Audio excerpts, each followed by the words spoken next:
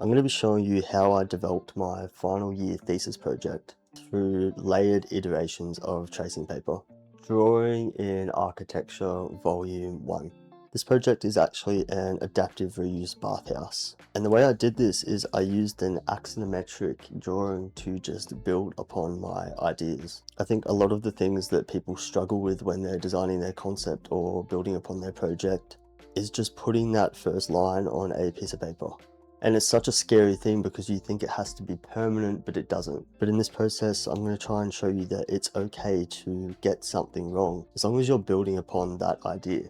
So let's grab some tracing paper. In case you're wondering, I just like to use baking paper from the supermarket, but this is actually purchased from an art shop. As you can see, I've actually got multiple different iterations of this same area that I've developed. Here's how I do the technique of actually developing that idea without getting lost in the process. So I think one of the first steps to understand is the scale of the drawing. I actually started off with this smaller drawing that I did a plan of. I believe this is 1 to 100. And then after that, I sketched over the top to sort of understand what I wanted to do in the 1 to 50 drawing when I progressed further. So that just sort of gives you an idea of how you can set up a drawing and start to develop your ideas at different scales. So let's jump into developing this connection with the stairs over here. So basically I'm setting up my drawing now.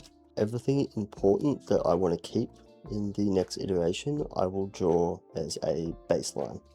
So when you move that, you can see the structure sits here, and then I have a sort of staircase that goes up over here. There's also some structure that sits in the middle of this pond with a little walkway below.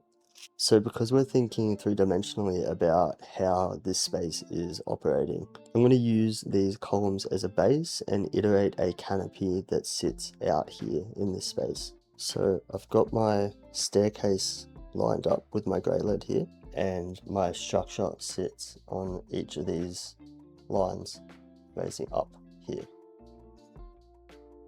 Because this is actually scaled at 1 to 50, I can use my scale ruler to measure roughly where I want things to go, but at the same time it doesn't have to be perfect because this is just an initial design idea.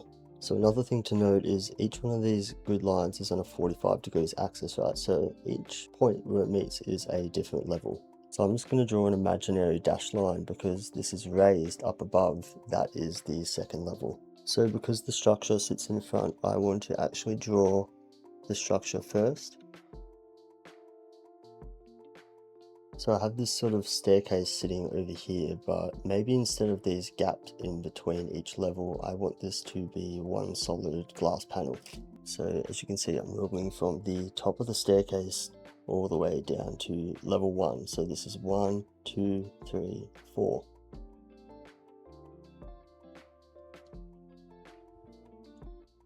Now there is a pond down below, so I'm just going to draw a little slab for this to land on. And then just drawing some leaves or water.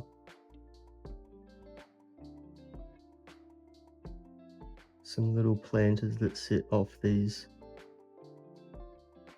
glass panels. I think the importance of different line weights is also crucial in this stage because you're not only convincing yourself, but whoever looks at your drawing needs to understand the hierarchy of what you're trying to show. And I actually want this canopy to sit on the second level, so this one here. I'm just going to draw in on a 45-degree angle, sort of a walkway that sits here, and it's going to extrude maybe just there. And maybe I want, instead of the columns in this instance, the thin columns, maybe I want these to be a lot thicker and go behind the walkway or the extended canopy. So I'm going to draw these in here and just close off the line.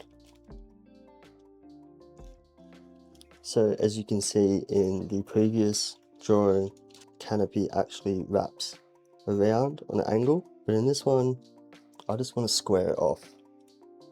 And then from this point on, you can start to add various details. So in my previous drawing, I had this angular sort of walkway below. I'm still going to draw that in to show that I'm keeping the same design idea, but I'm just iterating. We have our column below, and obviously because there's a balustrade on this level, we are going to draw the column continue through to the next level. That probably doesn't quite work there because it'll actually end at this point here. So these are the little things that you can sort of draw in, maybe a dashed line going further, just to develop your idea further. You know that this column is sitting on this axis.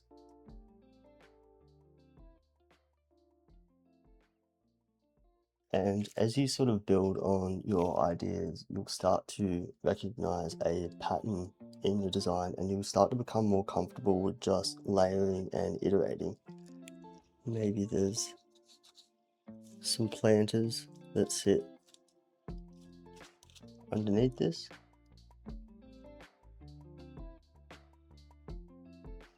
Just drawing in a little human figure can help with the scale of your drawing. So understanding your design in axonometric 3D form is so crucial, because this doesn't just stop with one process.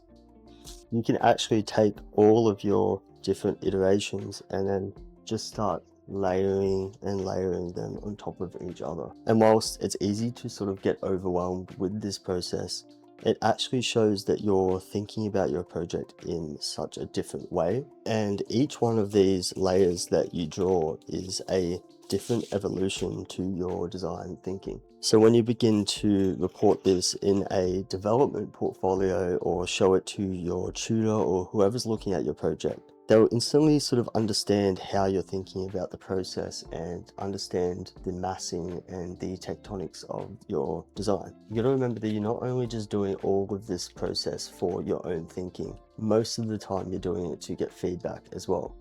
And as you can see, during this process, I did a lot of design thinking. Now, this is a little bit over the top because I am indecisive. As you can see, my brain can get quite messy with how I think about openings and stairways and circulation. But understanding the thinking behind all of this is what makes architecture school quite fun, I think. And it almost works in a sort of resolution. So as you can see, this drawing is quite rough and it doesn't have a lot of polish to it. It's very messy, there's a lot going on. I'm sure you wouldn't even understand what's sort of happening apart from a staircase here and a little bit of an opening. But then when you layer this new refined drawing exactly in the same position, you can see how I've gone from this sort of idea of an opening here and a staircase that goes up into a more polished, refined version of that same design option, all while keeping the whole design intent of angular movements and tectonic relationship between the structure and the canopy. But then being able to go, oh yeah, I like this idea, but what if this walkway here stuck out of this structure? So that's one iteration of how this could work. Or move it to the side, what if this structure was circular columns? Now obviously you can't just be throwing ideas at your project, it has to fit within the broader scheme of what you're doing. That actually doesn't work. As you can see, there's actually no landing here. And as you can see here, I actually made a little bit of a mistake. There's no landing for this staircase to go up to. But that's okay because we can just do it again. So now there's this sort of weird landing happening here. Also, it doesn't quite work, but the ability to take your original idea or even just a base plan of different geometries that work within your project and quickly just test and iterate different versions of it is such a skill that a lot of people should actually be focusing on during their time at architecture school. All of these ideas have come from critical thinking and understanding every aspect of the project. And I honestly think this is like the funnest part of architecture school. It's just drawing and testing ideas and finding out more and more about the way your project works. So that is my design process, drawing in axonometric form. Honestly, just grab a sheet of trace paper and don't be afraid to draw your ideas. Hope you guys enjoyed volume 1 of my architecture series, and I'll see you in the next video.